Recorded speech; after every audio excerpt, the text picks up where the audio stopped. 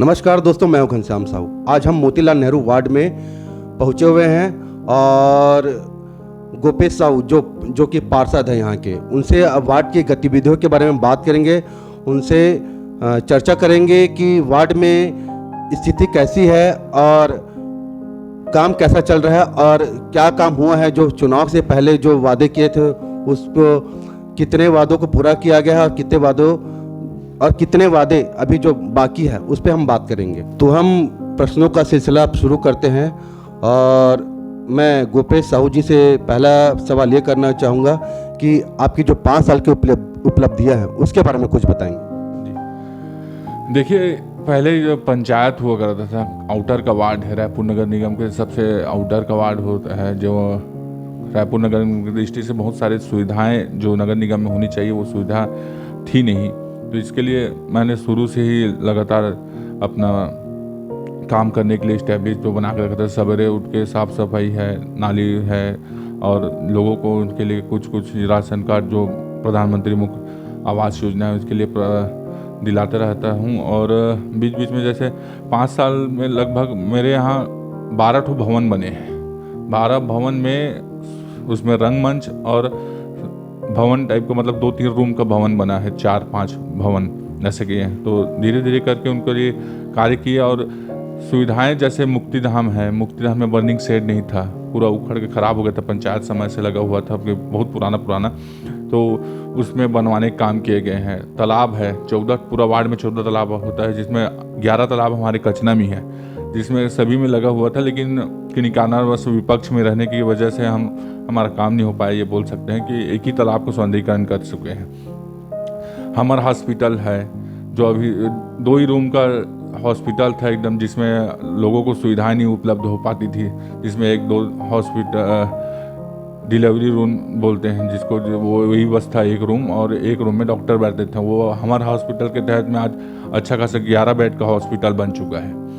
और जो लोगों को पुराने जर्जर भवन थे जो पंचायत काल में पूरा खराब हो चुका, जिनका यूज नहीं हो पाता था, उनको तोड़ करके पूरा नवीनीकरण, नया भवन और नया रंगमंच के लिए उपलब्ध करवा दिए हैं, जिनको आम लोगों के लिए सुविधा आसानी से मुहैया हो जा रही है।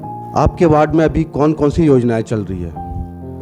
देखिए, अभी तो नया सरकार है, नई सरकार आई हुई है, तो अभी सभी लोग, अधिकतर ग्राम पंचायत एरिया है, तो पंचायत के छोर में किसानी एरिया भी बहुत था, तो इसमें गवर्नमेंट के द्वारा जो भी सुविधाएं हैं, स्वास्थ्य के विभाग के द्वारा है, आयुष्मान कार्ड है, राशन कार्ड का है, प्रधानमंत्री के तहत में जो मकान मिले हैं, तो मेरी लगभग बोला जाए तो रायपुर नगर निगम की दृष्टि से बहुत सारे, मतलब 1st-2nd नंबर भी है अपना वार्ड होगा जिसमें प्रधानमंत्री आवास योजना इतनी सारी पास हुई है। लगभग पूरे वार्ड में 800 प्रधानमंत्री आवास जो गरीब लोग हैं इनके लिए मैंने पास करवाया था। और उज्ज्वला गैस के तहत में करीब 400 परिवारों को उज्ज्वला गैस दिलाया हूँ। और स्वास्थ्य के लिए अपना जो बताए हैं उसमें हमारा हॉस्पिटल के तहत में पूरा आयुष्मान कार्ड देने के बाद में उसका इलाज है, तो सभी सुविधाएं, लगभग गवर्नमेंट की सभी योजनाओं के बारे में जानकारी दी जाती है और उनका उपयोग कैसे करना है, क्या करना है, उसके बारे में बताते हैं हम लोग। ऐसी और कौन कौन सी योजनाएं जो अभी बाकी रह गई है जिसे पूरा करने में अभी टाइम लगेगा? अभी रायपुर नगर की दृष्टि से देखा जाए तो हमारा वार्ड आउटर का वार्ड ही है। अभी इसमें एक भी गार्डन नहीं है पूरा वार्ड में। खेल मैदान है जो पूर्ण रूप से संरक्षित नहीं है, उसमें बार बार मट्टी और बजरी फिलिंग वगैरह करा के लोगों के लिए खेलने के लिए बनाते हैं, तो खेल मैदान अभी नहीं बन पाया है। और गार्डन, जो ओपन गार्डन है और झूला है, ओपन जिम का साधन है, ये सुविधाएं नहीं हो मिल पाई है अभी, जिनके लिए बार बार आवेदन हम लोगों ने किया था। पुराने शासनकाल, पुराने जो विधायक और मंत्री लोग थे उनसे आवेदन कर चुका था। अभी नई सरकार आई है, इनसे भी हम लोग बोलेंगे कि हमारे यहाँ कम से कम 2 ठो वार्ड के क्षेत्रफल की दृष्टि में बहुत बड़ा वार्ड है, तो कम से कम 2 ठो गार्डन जिनके लिए जगह संरक्षित है और तालाब है हमारे पास, जिनको पूर्ण रूप से संरक्षित करके उनको सौंदर्यीकरण करने का और लाइटिंग का भी थोड़ा व्यवस्था नहीं है, तो दोनों योजना थोड़ा बाधित है, उसको जल्द से जल्द पूरा करने की कोशिश करेंगे। रायपुर शहर का भविष्य कैसा है, आप कैसे देखते हैं? देखिए, पुराना रायपुर है और पुराना रायपुर भले ही थोड़ा अव्यवस्थित तरीके से जुड़ा है, लेकिन आने वाले भविष्य में भारतीय जनता पार्टी की सरकार है, पुराने शासनकाल में जो जो योजनाएं हुई थी बहुत अच्छे से चली थी। अभी कांग्रेस का शासन आने के बाद कोई दुर्गति टाइप का काम हुआ है, जहाँ स्मार्ट सिटी के पैसों का उपयोग आए बाएं तरीके से किए गए हैं। बेफजूल में जो चौक चौराहे छोटे थे उनको बड़ा कर दिया गया है। तो ये सब अनुवांशिक टाइप का काम किया गया है महापौर जी के द्वारा।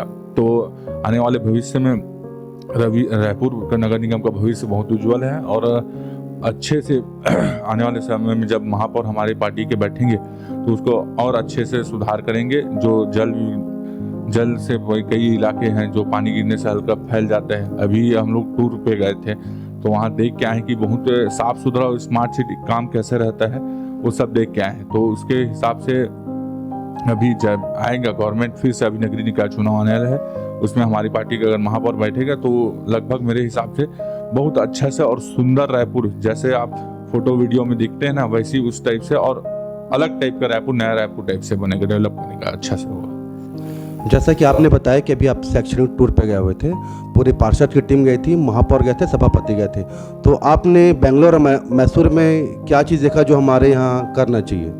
देखिए, बेंगलोर और मैसूर की सुविधाएं बहुत है, खतरनाक टाइप का है और वहाँ के लोग उनको सपोर्ट करते हैं। जैसे पॉलीथीन है, पॉलीथीन जहाँ हमारे यहाँ पॉलीथीन बैन होने की वजह से भी सभी पान ठेले से लेकर दुकानदार अभी भी पॉलीथीन में यूज करते हैं, वहाँ पूर्ण रूप से बैन है। वहाँ पानी निकासी के लिए जो नाली है पूरा अंडरग्राउंड है, सफाई व्यवस्था वहाँ रात को साफ सफाई होता है। तो इतना महानगर है, बहुत ज़्यादा, हमारे रायपुर से लगभग 4 गुना भीड़ आसपास होगा लेकिन सुविधाएं उन लोग भरपूर मात्रा में देते हैं। अंडरग्राउंडिंग, लाइनिंग, प्लस पूर्ण रूप से प्लास्टिक बैन, डिस्पोजल, अभी हमारे यहाँ पूरा सब जगह जाएंगे कहीं भी नाली में डिस्पोजल, ग्लास, ये वो, पानी की बोतल सब पड़ा रहता है। और बेंगलोर मैसूर में जो है महानगर है, लेकिन वहाँ एक भी पानी डिस्पोजल नहीं मिलेगा, ना आपको ग्लास का जो है प्लास्टिक पॉलीथीन नहीं मिलता है, जो वहाँ के लोग सपोर्ट करते हैं और लेते भी नहीं है, ऐसा लगता है। तो ये पूर्ण रूप से हमारे यहाँ भी बंद कर दिया जाए तो हो सकता है कि हमारे यहाँ भी अच्छे से साफ सफाई और सुचारू रूप से सुव्यवस्थित हो सके। पहले कचना ग्राम पंचायत में आता था और अब नगर निगम में शामिल हो गया है, तो अब कचना का भविष्य कैसे देखते हैं? आमा सड्डू भी आपके क्षेत्र में आता है, तो उनका भविष्य कैसा है? देखिए, आउटर का वार्ड पहले भी पंचायत स्तर में थी, पंचायत स्तर में था तो इतना रायपुर नगर निगम का सुविधा तो था नहीं, लेकिन हाँ, रायपुर नगर निगम के जुड़ने के बाद कचना एक डेवलपमेंट एरिया में आ चुका है। यहाँ बड़ी बड़ी जो सोसाइटियाँ हैं, सभी सोसाइटी हमारे कचना में, आमाशूनी में भरपूर्ण रूप से फैला हुआ है और डेवलप हो रहा है। तो उसी के स्तर पे हम लोग भी जो सुविधाएं आम जन लोगों को जो सुविधा दे पा रहे हैं उनका कोशिश कर रहे हैं कि वो भरपूर मात्रा में मिल पाए, और जो ऐसे गार्डन है वगैरह है, सब चीज़ का सुविधा मुहैया कराने के लिए कर रहे हैं। जो आने वाले समय में, अभी तो 5 साल में जितना करा पाए, विपक्ष में रहते हुए भी करा पाए तो करा पाए, लेकिन आने वाले समय में और अच्छे से बेहतरीन तरीके से इसका काम करेंगे। जो सिटी जो जगमगाता रहता है, वैसे ही हमारा कचना भी आज उज्ज्वल रोशनी से जगमगाएगा। अभी आपका जो वार्ड है, मोतीलाल नेहरू वार्ड, उसमें आपका जो कचना क्षेत्र है बहुत पॉश इलाकों में आ रहा है, लोगों का रुख इधर बढ़ते जा रहा है, और इसके बारे में क्या बताना चाहिए? देखिए, ये कचना जो है ये सेंटर जगह है, नया रायपुर और पुराना रायपुर दोनों से बीच में है ये कचना।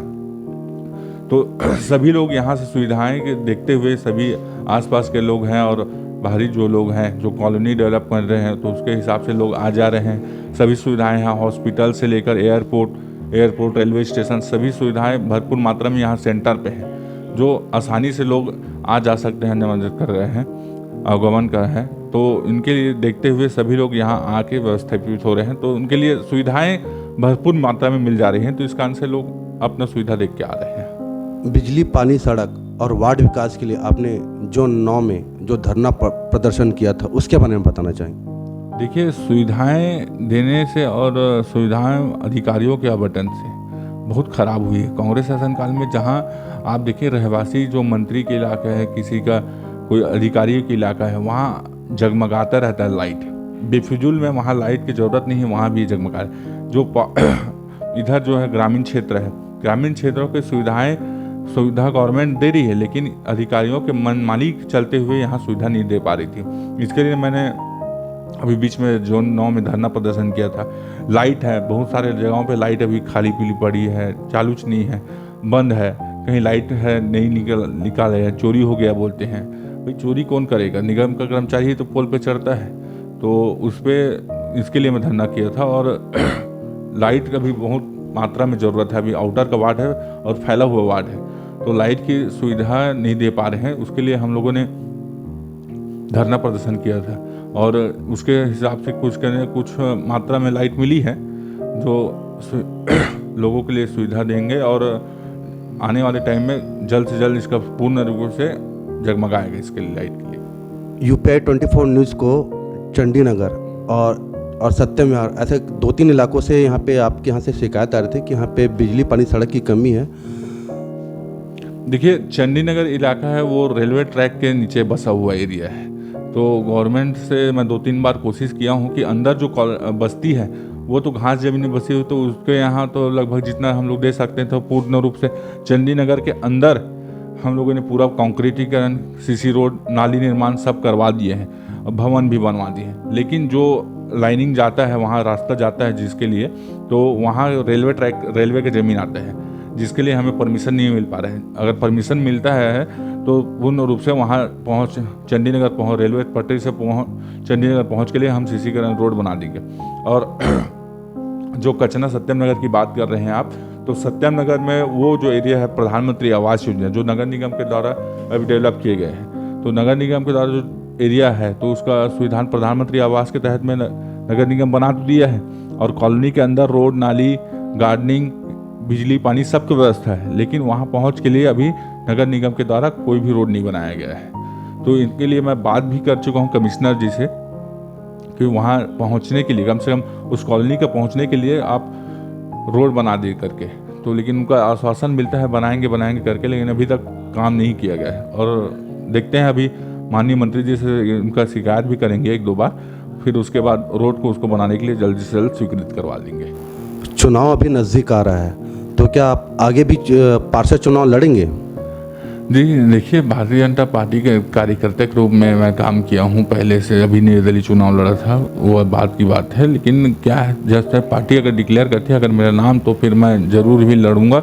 और जो सुविधाएं रुक गई हैं, जिनको नहीं करा पाए हैं, उनको हम आम लोगों को पहुँचाने के लिए वो काम करेंगे। और जैसे अभी मेरे कार्यकाल में जैसे 3,500-4 हज़ार राशन कार्ड हैं, 800 प्रधानमंत्री आवास पास कराए हैं। तो जो योजनाओं का लाभ हम नहीं दे पाए हैं, उसके लिए हमारी गवर्नमेंट आने से उनके लिए हम सुविधा के लिए बिल्कुल मैं प्रयास करूंगा, लड़ने की कोशिश करूंगा।